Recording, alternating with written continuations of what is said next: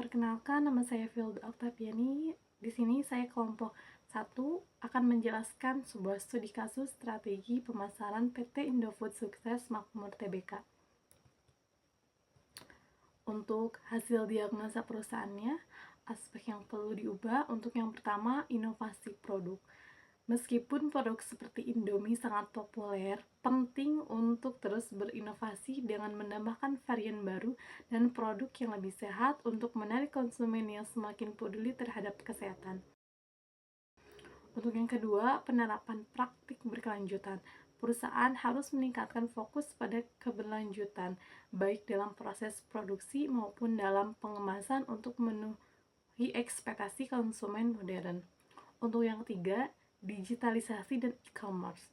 Mengoptimalkan kehadiran di platform digital dan memperkuat strategi e-commerce untuk menjangkau konsumen yang lebih luas dan beradaptasi dengan tren belanja online. Untuk yang keempat, diverifikasi pasar, memperluas jangkauan produk di pasar internasional dan mencari peluang segmen baru yang belum terlayani. Untuk analisis SWOT strategi. Untuk yang pertama, brand recognition. Indofood memiliki merek yang kuat seperti Indomie dan Citato yang dikenal secara luas di Indonesia dan internasional. Untuk yang kedua, diverifikasi produk. Portofolio produk yang luas mencakup berbagai kategori makanan dan minuman. Untuk yang ketiga, distribusi luas. Jaringan distribusi yang baik memudahkan akses produk ke konsumen. Untuk weakness, yang pertama, ketergantungan pada produk tertentu. Terlalu bergantung pada produk ikonik seperti Indomie dapat menjadi risiko jika tren pasar berubah.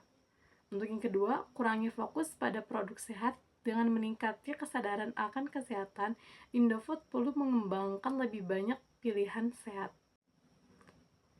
Untuk opportunity, untuk yang pertama, tren makanan sehat. Permintaan akan makanan sehat meningkat, memberikan peluang untuk inovasi produk. Untuk yang kedua, pertumbuhan e-commerce. Meningkatnya belanja online memberikan kesempatan untuk memperluas penjualan. Untuk yang ketiga, ekspansi pasar internasional. Potensi untuk memasuki pasar baru dengan produk yang sudah dikenal. Threats, untuk yang pertama, persaingan yang ketat. Munculnya merek lokal dan internasional yang menawarkan produk sejenis. Untuk kedua, perubahan regulasi pemerintah yang semakin ketat dapat mempengaruhi operasional. Di sini saya akan menjelaskan tentang alat analisis Sipok Chart. Nah, Sipok Chart ini tuh ada 5 poin. Poin pertama adalah supplier. Supplier di sini itu adalah petani atau pemasok bahan baku yang menyediakan semua bahan untuk proses pembuatan produk. Yang kedua yaitu input. Ini adalah bahan yang digunakan seperti tepung dan bumbu atau mesin atau tenaga kerja yang membantu proses produksi. Yang ketiga yaitu proses. Ini adalah langkah-langkah yang dilakukan seperti memproduksi, mengemasnya, dan mendistribusikannya ke berbagai tempat. Keempat yaitu output. Hasil akhirnya adalah produk makanan dan minuman yang siap jual.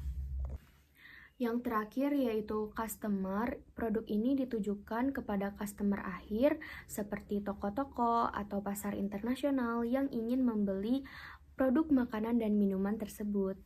Analisis CTX3 Critical to Quality. Yang pertama, kualitas rasa. Semua produk harus memiliki rasa yang konsisten disukai. Yang kedua, ketersediaan produk.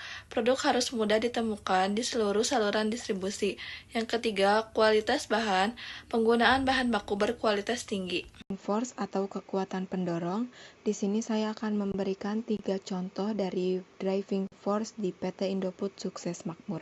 Yang pertama adalah kesadaran kesehatan konsumen.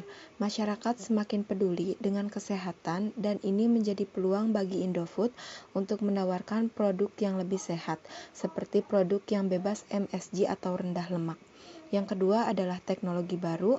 Perkembangan teknologi memungkinkan Indofood untuk meningkatkan proses produksi, inovasi baru, serta strategi pemasaran.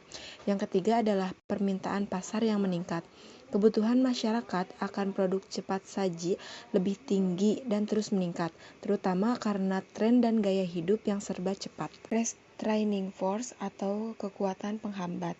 Di sini saya akan memberikan 3 contoh restraining force dari VT Indofood Sukses Makmur.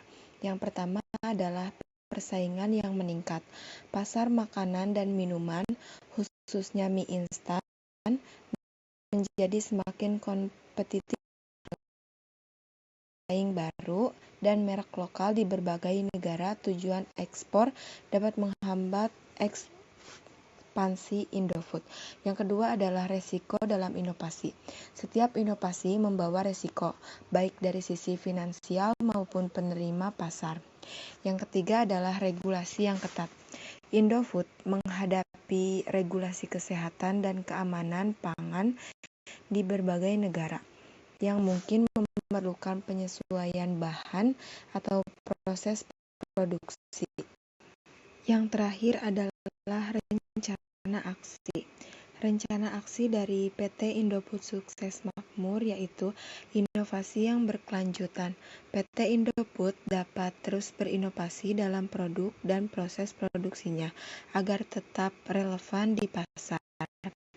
Dengan mengembangkan varian rasa yang unik, contohnya seperti Indomie bisa menghadirkan varian mie yang rendah kalori. Yang kedua adalah pemasaran digital. Memanfaatkan pemasaran digital adalah langkah penting untuk menjangkau konsumen yang lebih luas dan beragam. Indofood dapat memperluas kampanye iklannya di media sosial seperti